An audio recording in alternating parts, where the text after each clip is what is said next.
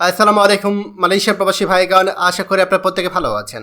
মালয়েশিয়ার কলিং বিজনে বড় ধাক্কা, 5 গুণ টাকা হাতে নিল মালয়েশিয়া ভিসার দালাল চক্র।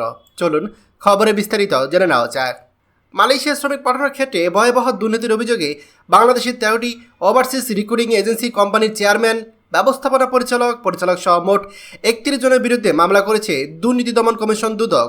রোববার দুদকের মহাপরিচালক আক্তার হোসেন এক সংবাদ সম্মেলনে জানান, আসামিরা Bangladesh association of international recruiting agency বাইরার বিভিন্ন পদে থাকার সময় সিন্ডিকেট গড়ে শ্রমিকদের কাছ থেকে সরকার নির্ধারিত ফির 5 গুণ বেশি অর্থ আদায় করেছে। সরকার নির্ধারিত 78,990 টাকার পরিবর্তে শ্রমিকদের কাছ থেকে কয়েক গুণ বেশি অর্থ নিয়ে মোট 1,159 কোটি টাকা আত্মসাৎ করার অভিযোগ রয়েছে। চুক্তি অনুযায়ী শ্রমিক বাছাই ও অর্থ সংক্রান্ত শর্ত উপেক্ষা করে শ্রমিক পাঠানোর পুরো প্রক্রিয়া ব্যাপক অনিয়ম করা হয়েছে বলে দুদক অভিযোগ। ধাপে ধাপে অতিরিক্ত টাকা নেওয়া, অবৈধ অর্থ হস্তান্তর এবং রূপান্তরের মাধ্যমে মানি লন্ডারিং সব কিছুর সাথে জড়িত ছিল অভিযুক্ত ব্যক্তিরা। তাদের বিরুদ্ধে দণ্ডবিধির একাধিক ধারা ও মানি লন্ডারিং প্রতিরোধ আইনে মামলা করা হয়েছে। এখানে আসামি করা হয়েছে অনেককে।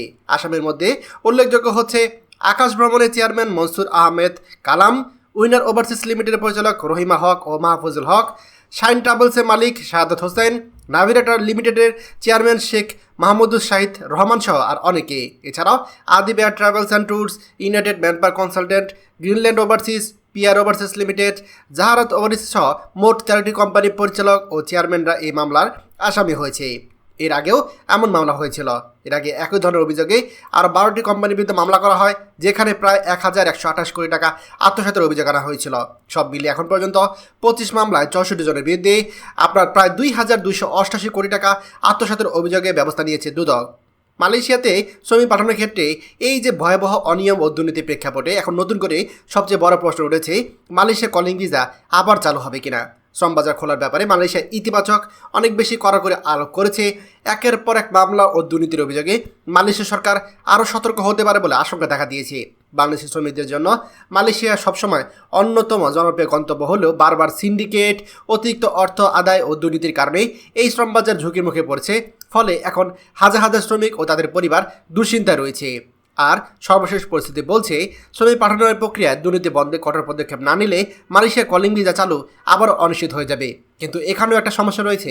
মালয়েশিয়া সরকার চায় না বাংলাদেশে কলিং ভিসার এই যে আপনার সিন্ডিকেট, এই সিন্ডিকেট নিয়ে যে দুর্নীতি হয়েছে সেই দুর্নীতি কোনো তদন্ত হোক, এটা মালয়েশিয়া চায় না। আর যেহেতু বাংলাদেশ সরকার নতুন করে আবার তদন্ত শুরু করেছে, এখন মালয়েশিয়া সরকার হয়তো কলিং ভিসা চালু বন্ধ করে দিতে পারে। এটা হচ্ছে চরম বাস্তবতা। খবরটি আমাদের মালয়েশিয়া প্রবাসী সকল ভাইদের সাথে এখনই শেয়ার করে সবাইকে এই গুরুত্বপূর্ণ খবরটি জানার সুযোগ করে দিন। আর আপনি যদি আমাদের এই চ্যানেল নতুন হয়ে থাকেন, অবশ্যই আমাদের চ্যানেলটিকে সাবস্ক্রাইব করুন মালয়েশিয়া সকল গুরুত্বপূর্ণ খবরাখবর সবার আগে পাওয়ার জন্য। ধন্যবাদ সবাইকে। আমাদের সকল ভিডিও আপডেট সবার আগে পেতে আমাদের চ্যানেলটিকে সাবস্ক্রাইব করুন। সাবস্ক্রাইব করতে সাবস্ক্রাইব বাটনে ক্লিক করুন এবং বেল আইকনে চাপুন, যাতে আমাদের কোনো নতুন ভিডিও আপনি মিস না করুন।